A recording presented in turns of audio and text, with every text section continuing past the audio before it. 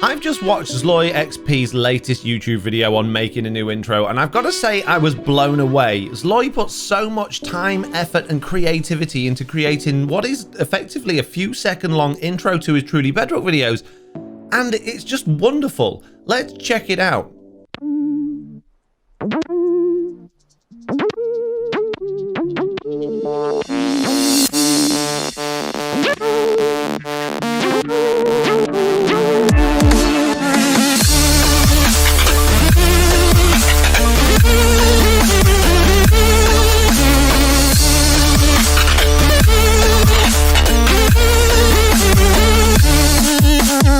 I know, it's ridiculous, it's amazing, and Zloy went into quite a lot of detail on exactly how he put all of that together in his video, so if you're interested in how he did it, you should absolutely check that video out.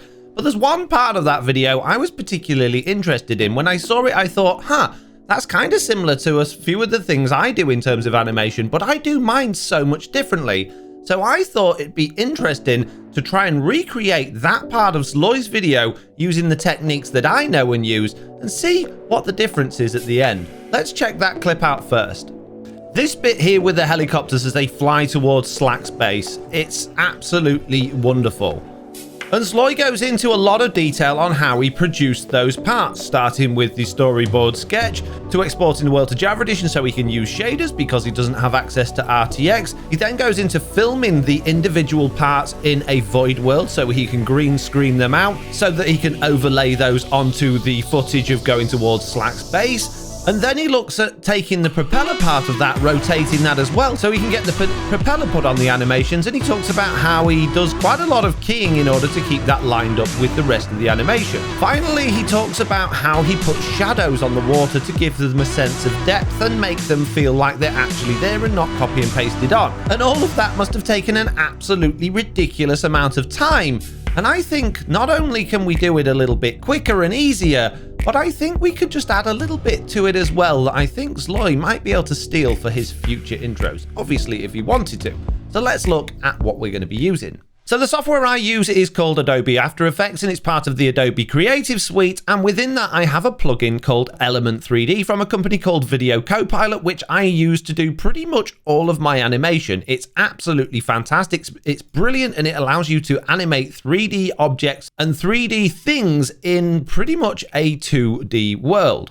But before we can get started animating these 3D things, we're actually going to need to get the assets that we're going to be creating in this video. So we need to go to Truly Bedrock. Now, the first thing Zloy did was actually export the world to Java Edition using MCPE toolchest so that he could use shaders because he doesn't have access to Minecraft RTX. Fortunately for me, I do have access to Minecraft RTX, so I'm going to be using that. And I'm going to be using an Xbox controller, and I'm going to plug it into my PC with a USB wire so that I can move myself around in game. And that just makes life a lot easier, because with a keyboard and mouse, when we want to try and get nice smooth tracking shots, it tends to go a little bit herky-jerky, whereas when I use my controller, I can get really nice, clean, slow panning shots without having to worry about it going all wrong. So the next thing I need to do is locate Slack's base, which I've done because I've been many times before, and we need to get ourselves a shot of coming up towards this thing. Now, I'm using RTX mode, which means my render distance is quite low, but if I go to my settings, I should, if I'm lucky, be able to boost that up a little bit so that Slack's base doesn't seem quite so far away. So we're going to come back to about here. I'm going to line my crosshair up with the center of Slack's base so everything's nice and central. I'm going to hit F1 to hide my screen. I'm just going to push forward lightly on my controller so we can go towards Slack's base at a relatively slow speed. Next, we're going to grab ourselves a structure block so that we can actually export one of these models to the 3D software that we're going to be using. And with a little bit of jiggery-pokery, I've managed to get this thing fully inside the structure block. There's a little bit of slack space there, but I'm not worried about that. And what I'm going to do, instead of just saving it, I'm going to hit export. And I just happen to have a behavior pack that I store structures inside of that I can open up in other worlds. So by clicking export there, and then coming out of this world, I can go to another world that I've got specifically set up for my structures. And then you can see inside that I've got a behavior pack active called Foxy Structures. If I click play on there, I can then put down a structure block like so, and I can load in our copter just like that. So we now have access to that in this world. So there we go. With a little bit of cleanup, we've now got the copter on its own without any of Slack's space in the way. And now I can do a couple of things to export this to our 3D program. The first thing I'm going to do is exactly what Zloy did and use MCC tool chest to actually export the world to Java Edition. But I'm only going to do the overworld, and I'm going to do my structure world rather than the whole Truly Bedrock, which means it's going to go really, really quickly. If I click convert, it happens within seconds. So I can now close that. And I can open up another app called Mineways, which is available for download. And if I go to File and Open World, you'll see that inside there is one called Sub, which is the one we're working on. And if I look at that, you can see a top-down view of everything there. We've got my ship, we've got my submarines, and we've now got Zloy's copter over here. And this is the one we want. So first of all, I need to right-click and create a box around this thing, and then I need to use these sliders to adjust what parts of this we're actually selecting.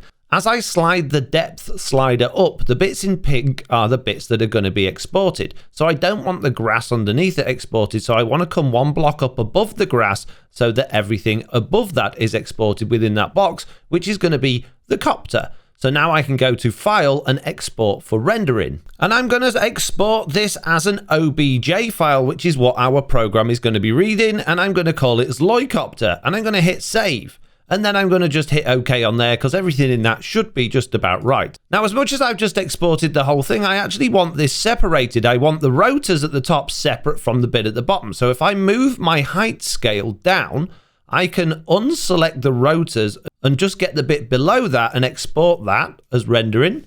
And we'll call that Zloycopter base. And then if I move my depth slider up to that level there and then bring my height back up, I can get the rotors on its own as well.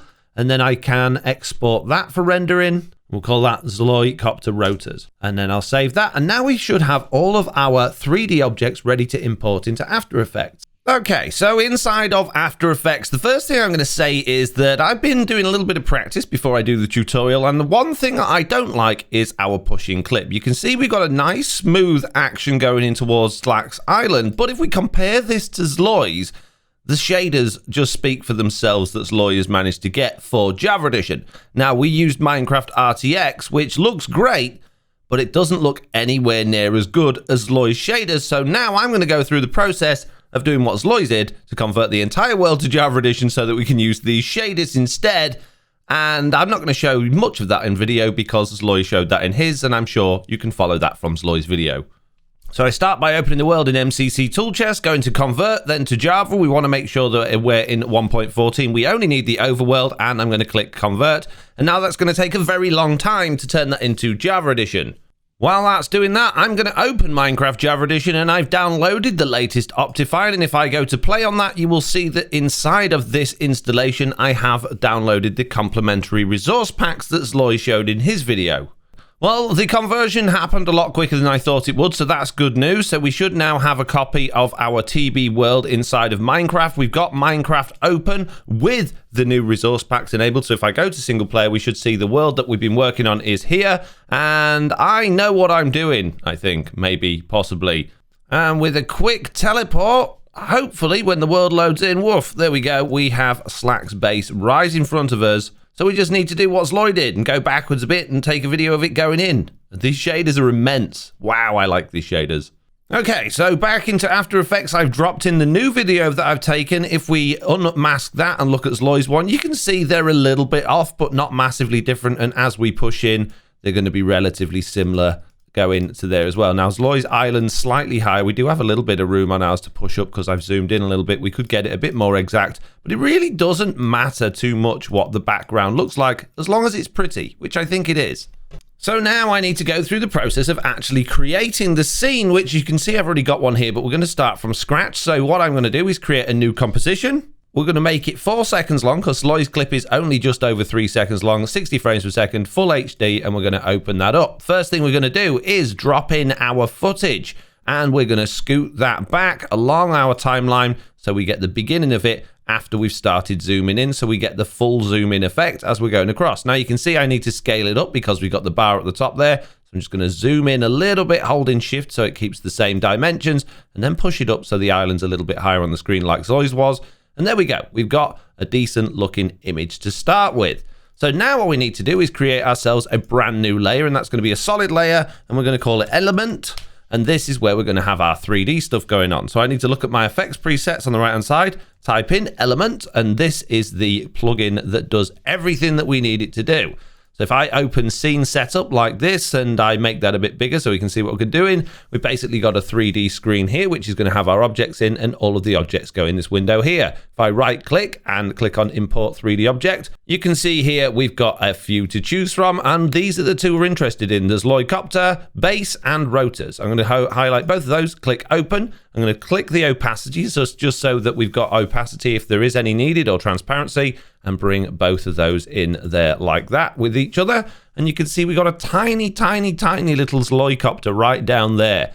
And it doesn't really matter that it's tiny. We can normalize the size, which basically makes it bigger. But if we do that, the base will be the wrong size for the copters. So we're not going to normalize the size. We could increase the scale if we need to, but we can work on this small scale. It's not a problem.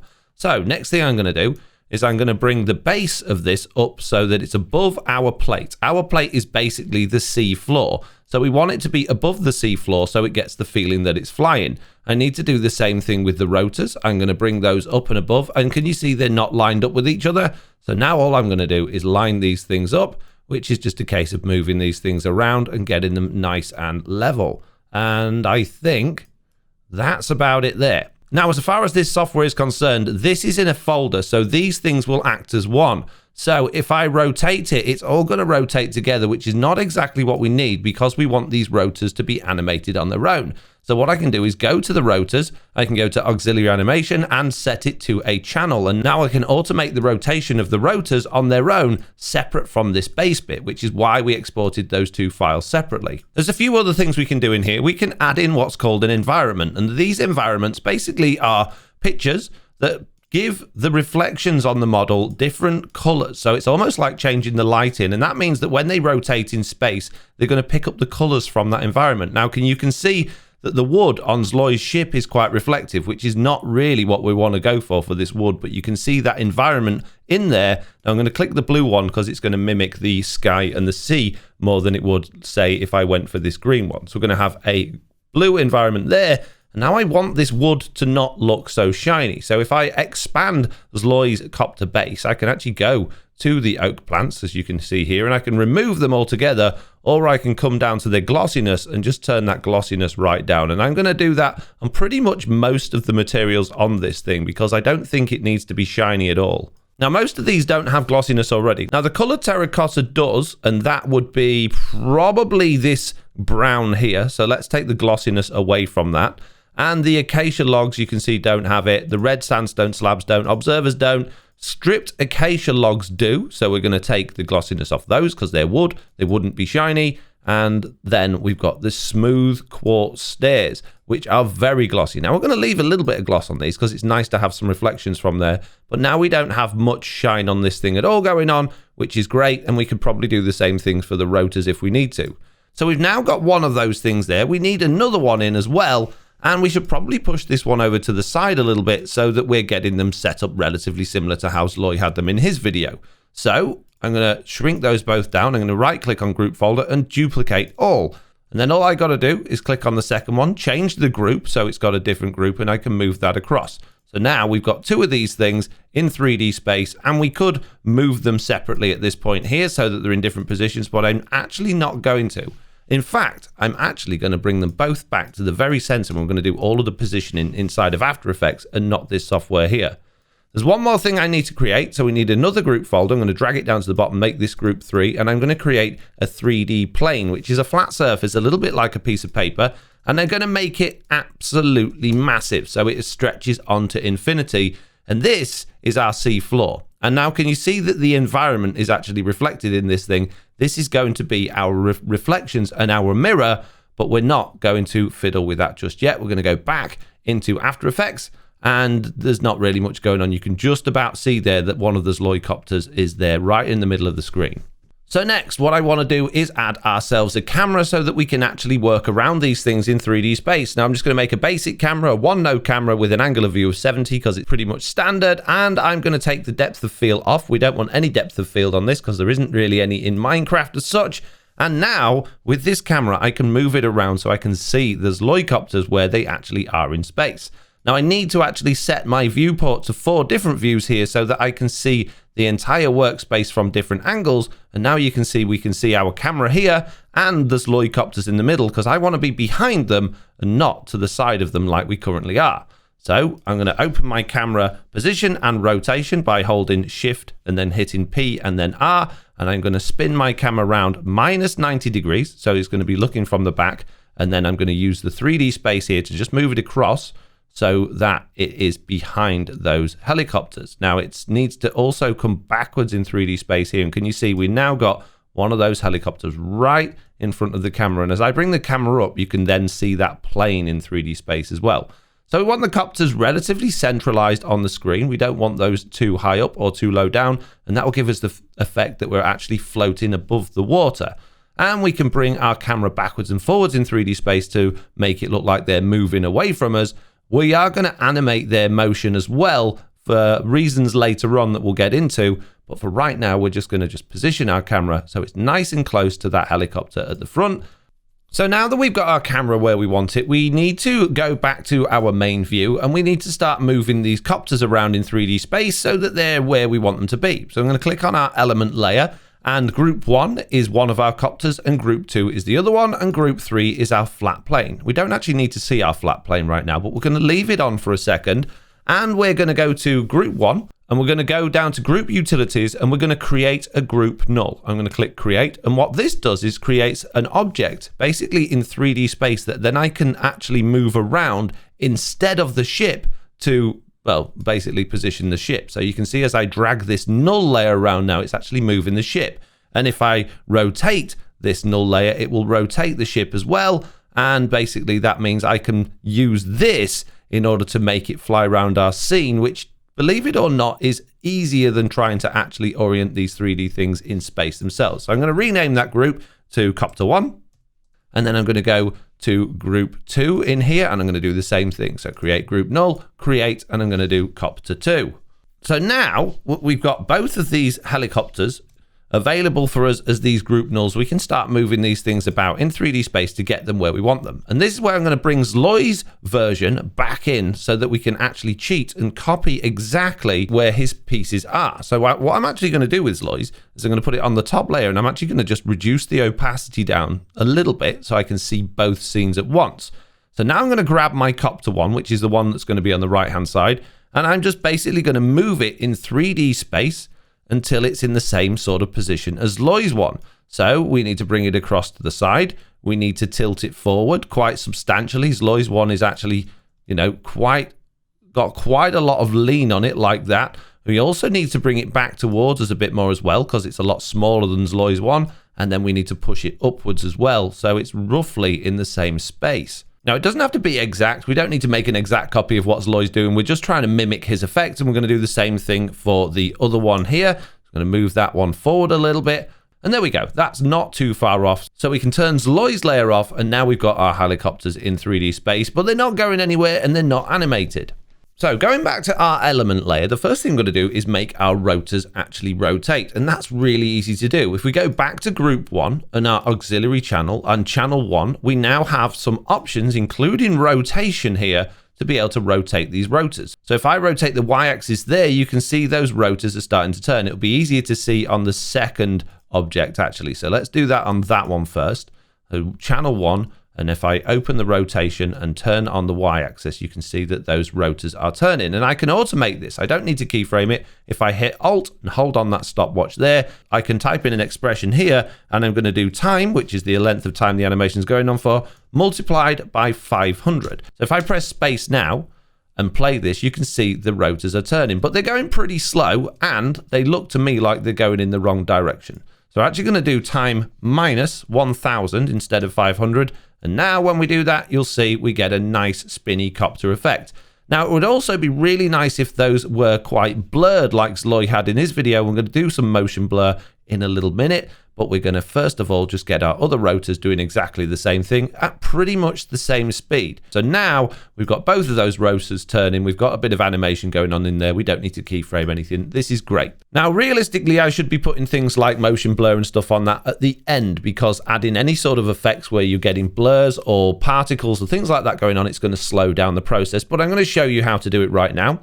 In our render settings, you can go down to the motion blur section and you can turn it on, which means that anything that has motion will be blurred. So the faster it goes, the more it will blur. And if you want more motion blur, you can turn up the shutter angle. If you want less, you can turn it down. You can even turn up how many samples of motion blur there are. Bearing in mind, the more samples you use, the more processing power it's going to use, and the more work your computer is going to do to render this out. So I'm going to put samples on 4. I'm going to keep the shutter angle around about 180. So now when we play this, we get a nice blur effect on those rotors. Now, if I increase that shutter angle to 360, we're going to get even more blur there, which actually I think looks a reasonable amount better. So we're going to leave it on that. But for right now, I'm going to turn it off. So we've got our helicopters in 3D space, and we've got this plane thing that's taken up most of our screen. So I think it's about time we turned that into a reflection. There's a couple of things we need to do. So we're going to go back to our scene setup, and on our plane model, we're going to scroll down until we get to the reflect mode, and we're going to put in mirror surface. That's all we're going to do, is turn that into a mirror surface. And then if we open up the plane model and look at the material, we need to scroll down and go to matte reflection. Turning on matte reflection actually makes it disappear, and it should only render any reflections now, which you can see almost at the very bottom of the screen. On this helicopter, there is a reflection. So if I now use our positioning tool to actually move that helicopter in 3D space, you'll see there is a reflection above the water. And it's probably about right, realistically, in terms of 3D space, because it would be reflected the same distance under the water that this is over the water. So that looks right, but it looks a little far away just from our artistic point of view, because we can't actually see it. And we do want these things to feel like they're floating in space. So what I'm going to do is I'm actually going to grab our group 3, go to Particle Replicator, and I'm going to bring up that layer just a little bit, so that it's technically a bit higher up in our scene, which means as these copters move forward, we're going to see their reflections a bit easier. So now what I need to do is animate everything. And the first thing I'm going to animate is these helicopters moving forward. And we want them moving at a reasonable pace throughout the scene. So I'm going to hit the position keyframes, and I'm going to move the scene to the very end. And I'm just going to push both of them forward substantially. So we're going to have that one right over there like that, and that one probably around about there. So these things are now moving in space, and that you would think would pretty much do us, but it doesn't feel 100% authentic because our camera's not actually moving. Our camera should be tracking as well as they're flying. So we're going to also animate our camera. So we're going to go to the camera layer, hit position, hit the keyframe at the beginning, hit it at the end, move it across to the end, and then push ourselves into the scene a little bit, which doesn't change the background, but it does change those things. And that will give us, and you'll see a little bit later on when we've got particles, this feeling of depth that we're actually moving through the scene with these helicopters. So now we've got those flying through space. We've got a pretty good look going on our hands already. There's not a huge amount we really need to do to this to actually finish it off. But I've noticed that both of these copters have the furnaces on the back, which I'm assuming are the engines for these things that's actually making the rotors turn round. And with these being Zloy copters and, you know, sort of the epitome of evil, I think they should be billowing out black smoke as they fly across the scene. So we're going to bring another plugin into the mix called Particular, which is going to help us with that. But we need to do a bit of setup first.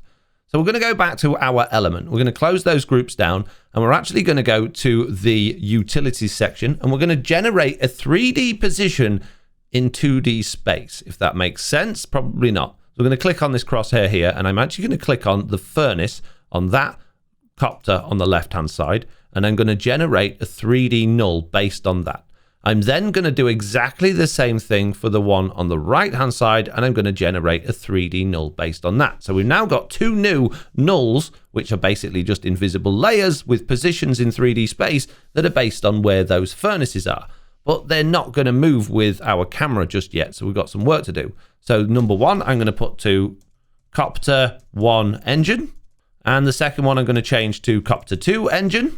And now what I need to do is add some lights, because the particles are going to follow lights, just how the particle system works. So I'm going to add a new light. It's going to be a point light, and we're going to call it Engine 1. And we're going to keep the intensity on 0, so it doesn't actually give us any light. And we're going to drop that in our scene there. Then we're going to click on that, hit Control D to duplicate that layer, so we've got 2.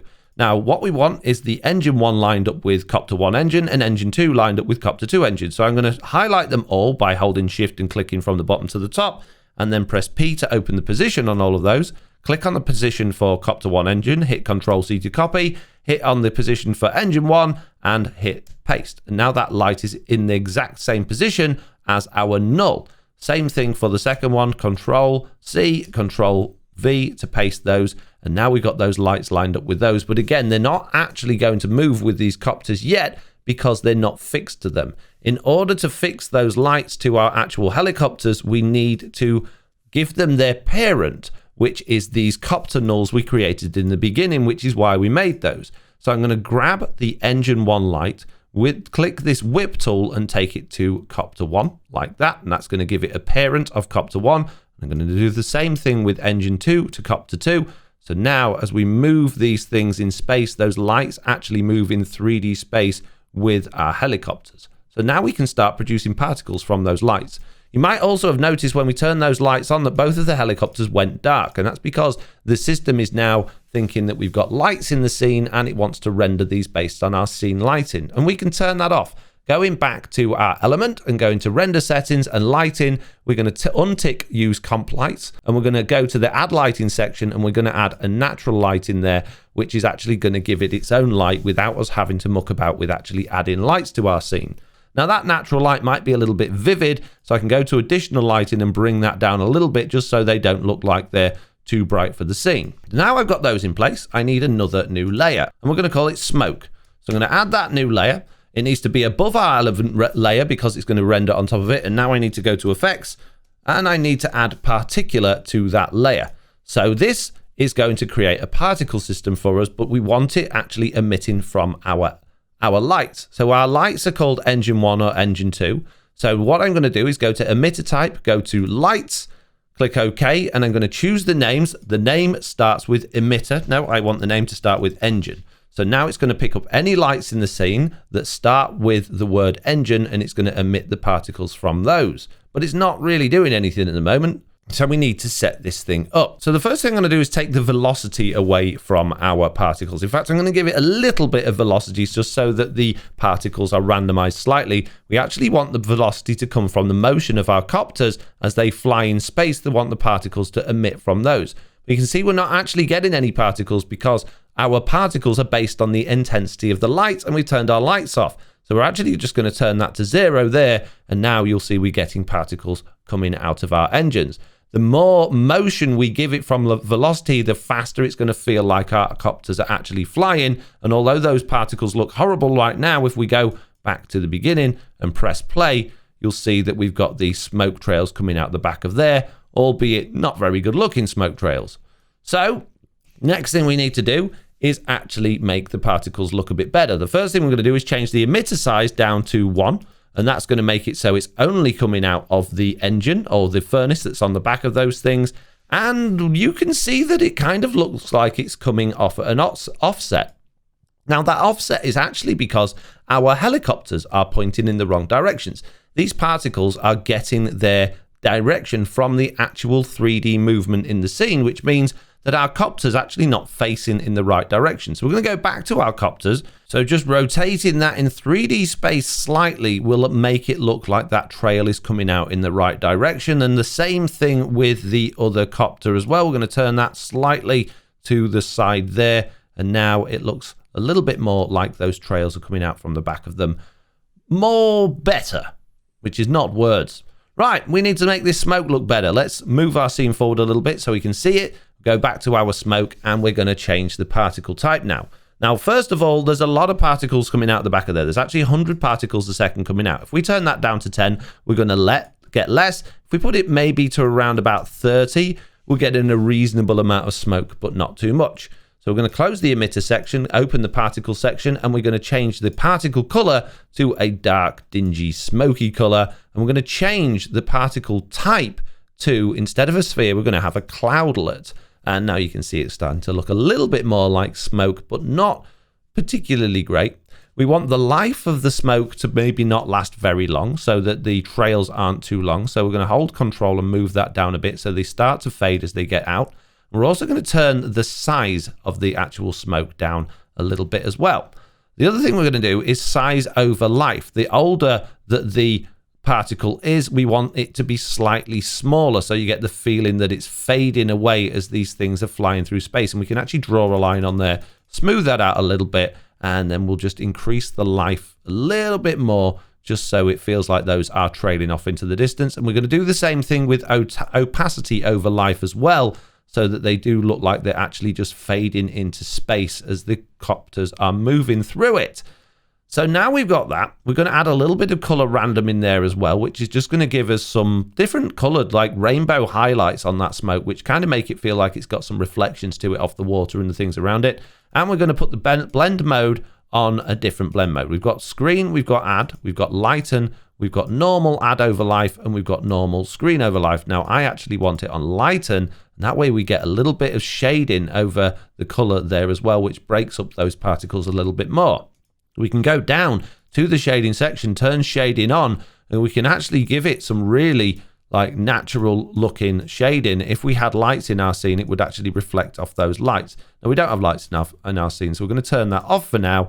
We're going to go to the physics system, and we can give this gravity as well, so it actually like floats around in space. We don't want to do that, but we might want to add a little bit of air resistance, which would stop it from floating around so much. Or we could even make it, you know, float around in space a bit because of a bit of turbulence behind that copter, possibly.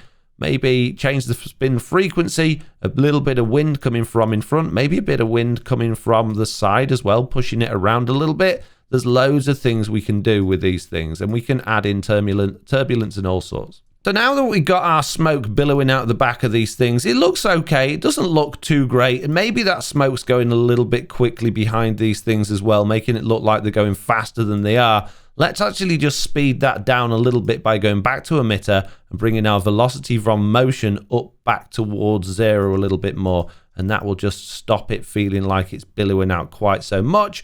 And now we've got this nice looking smoke effect coming out the back of there. So one thing we could do to make it sort of fit in the scene a bit more is to tint the color. So we've set the color to gray, but there's a lot of blue in this scene. So if we actually inject a little bit of blue into that smoke as well, we can get it so it kind of feels a little bit more like it is fitting in with the scene. Now we don't want too much in there, but a little bit like that should do just about okay. And now I'm going to change the opacity random up a little bit just to make it feel like it's more of a cloud in there. Turn the opacity down a little bit of the actual particles. And I think that there doesn't look too bad. So let's just play that back from the beginning, and we're getting a decent amount of smoke coming out the back of there. It still looks a little bit cartoony. It still looks a little bit stuck on. But we can mess about with that. So I've turned the opacity down slightly and changed the blend mode, and I think that looks semi-decent now. The other thing we could do to add to that to make it feel like it's not quite so much these little dots of particles is add a bit of a blur to it. If we put a force motion blur onto those particles and we turn that motion blur shutter angle up like we did before, we can actually get quite a lot of blur and motion coming from those particles as well. Again, this does make it difficult for the program to render this because it's adding a lot of effects in, but that gives it more of a fluid feel as it's flying through space. So there we go. We've got a decent amount of smoke coming out the back now. Our animation doesn't look too bad, although these things do look a little bit wooden as they're going through. So let's make them have a little bit more animation. Before we do anything though, I'm going to go back to our smoke, and I am going to turn off that motion blur for now while we're working on this thing, just so that we can actually render things a bit quicker in real time. So back to our copters, our copter dummy layers or our null layers, we've got these rotations that we can fiddle with. Now, what I want to do with both of these is make it look like they're a little bit unstable as they're flying. Now, I do need to change the anchor points on these again in order to actually get it to rotate and anchor from the right point. And as you can see, when I do that, our copter goes for a swim, which is not really ideal. So if I move my anchor point down and to the right position where I want it, I'm actually going to have to bring the copter back up with our positioning keyframes to get it where I want it to be. But you'll see why this is important.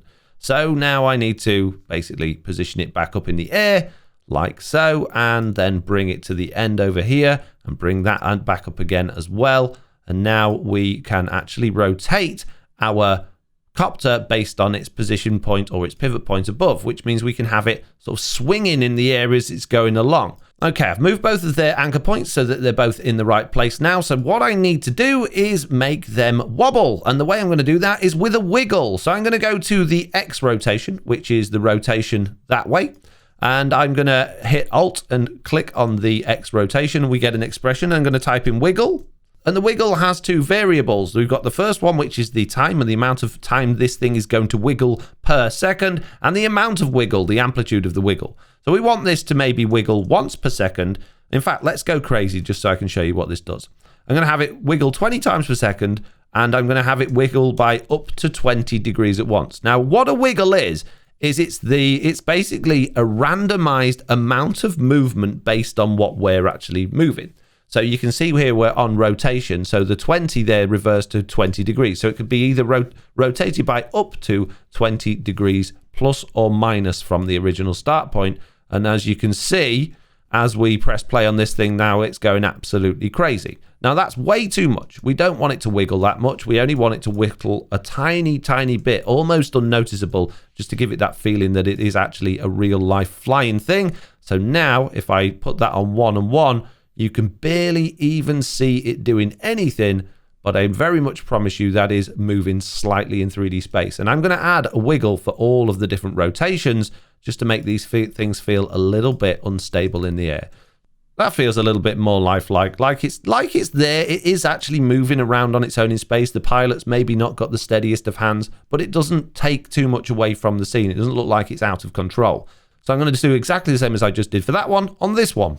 Okay, so now we've done all of the animation that we're going to be doing. We don't need to animate anything else. Both of these look absolutely fantastic, and you would pretty much say that we're probably about done here. Let's actually go back to Zloy's original version. Let's have a look at that over the top, and you can see we're not a million miles away from what Zloy had originally. Let's turn ours on. We don't have our motion blur on yet, so we need to add that. But yeah, we're not a million miles away from what Zloy was looking for. Our reflections in the water could look better, and so could our copters. We could do a lot more with both of them. So we're going to go back to our element. We're going to go to our render settings, and we're going to go to the shadows section. We're going to turn on shadows, which isn't going to do a great deal for us right now. And we're also going to turn on ambient occlusion. Now this is what makes everything just look a million times better. If we turn that on, we're going to get some natural shadows around these actual units themselves, based on the fact that the blocks are, well, next to each other and causing shadows around the actual object. The other thing I want to do is I want the reflections to feel more like they're actually wobbling about on the surface of the water, which means we're going to need to do a little bit of masking. I'm going to create a new layer, and it's going to be an adjustment layer, and I'm going to have that just above our element, and I'm going to now create a mask with the pen tool. So the mask wants to only cover our reflections. It doesn't need to cover anything else. And we can draw that a nice big box underneath the water. And we do need to animate this so it actually follows our reflections. So I'm going to hit M to open up the mask path, go back to having my arrow, go back to the beginning of the scene. And I'm just going to move the mask path so that it actually follows our reflections. So move the timeline to the end and move that up. And that way, our reflections stay within that mask, but our mask isn't touching our helicopters. It's really important that this mask doesn't touch our helicopters at all.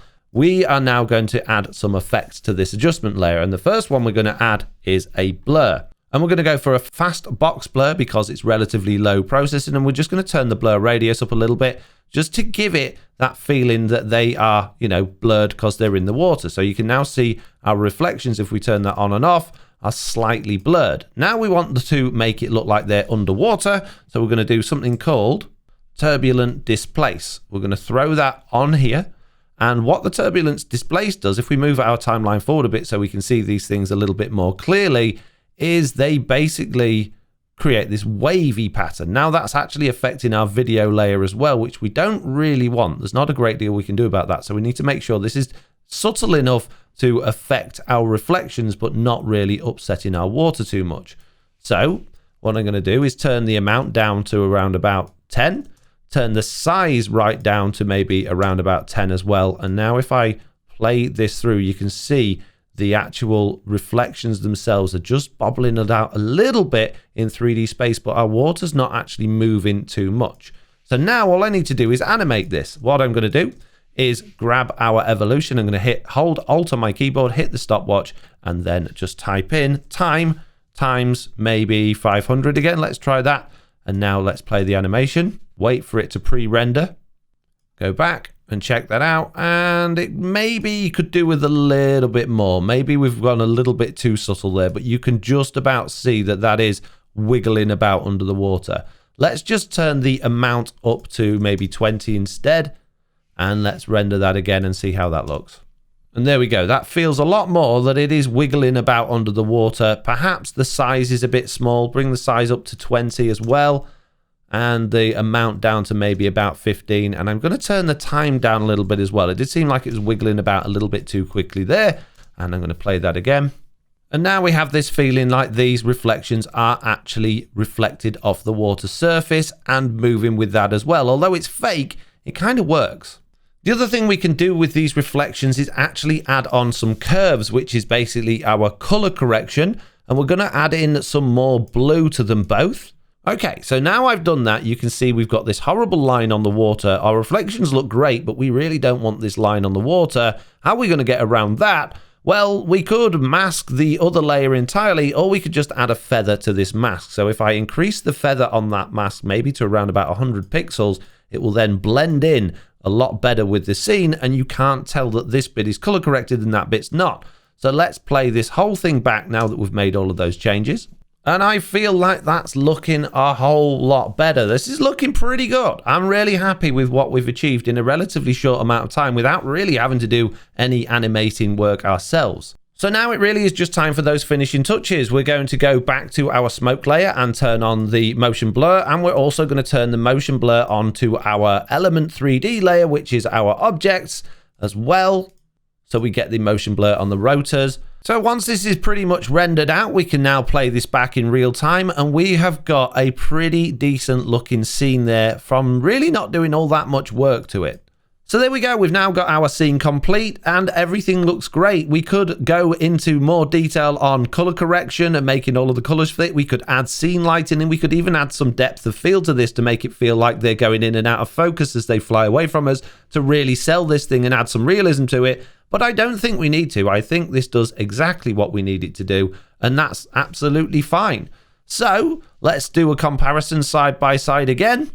So there we go. We've got ours there, and if we flick back to Zloy's, we can see Zloy's here, and they're looking pretty similar. What I did just notice on Zloy's, though, he has got a nice shadow effect actually on the back of his ship there. As it comes into the scene, it's being sort of removed from that shadow. We could do that with lights and setting up the scene to do it in that way. The other thing about Zloy's is they've got a very nice glow to them, and we can actually mimic that ourselves in our scene as well with a couple more tweaks. So if we come to the glow setting and enable glow, and we can turn it to luminance, so anything nice and bright in the scene will have a glow. Now that's a little bit too much. Let's turn that luminous down a little bit just so that we feel like it's a little bit lighter, and let's turn that radius down a little bit so we haven't got quite so much blur around it. We really don't need to do a great deal with that. We only want a subtle amount of glow, and I think that looks a lot better than it did before. That already looks fantastic, and then we can play our animation again. So you might think, well, it doesn't look any different or any better than Zloy, so what's the advantage of using all of this different software? Well, the advantage is that in order for Zloy to create his, he had to actually go into a void world with these structures and film them in a way that it make them look like they're going on the scene, which is really difficult to do when you are just looking at a green screen. You're not 100% sure how that's going to translate into your final movie, and it often takes a lot of takes. It also takes a lot of time, not to mention the amount of time it actually took him to actually get the rotors lined up with the poles they're on. And those things are very time consuming and often don't quite result in the best outcome. You can see his rotors don't have the 3D to them because they're a flat layer that's been manipulated. So by using the software that we've got here, not only can we achieve the same results as what Zloy did, but we can do anything with these. We can manipulate these helicopters in our scene however we want. We can have them crashing. We can have them smash into bits. We can mess about with the sizes of the individual parts. We can rotate individual parts of it. We can basically just smash these entire things completely to bits. We can scatter them. We can do so much just with that 3D export, which means that we can create scenes that are just not possible to do purely inside of Minecraft.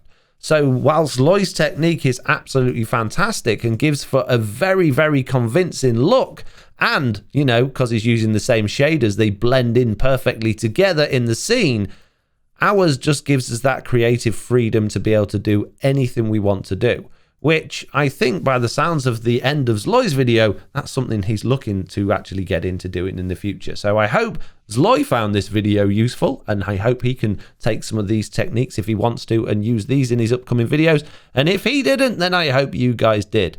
So there we go. I do hope you found this video useful, and if not, you might have at least found it interesting. If you did, please do consider leaving a like and subscribing to the channel for more FoxyNoTail content. And for now, I'll see you all in the next one. Goodbye.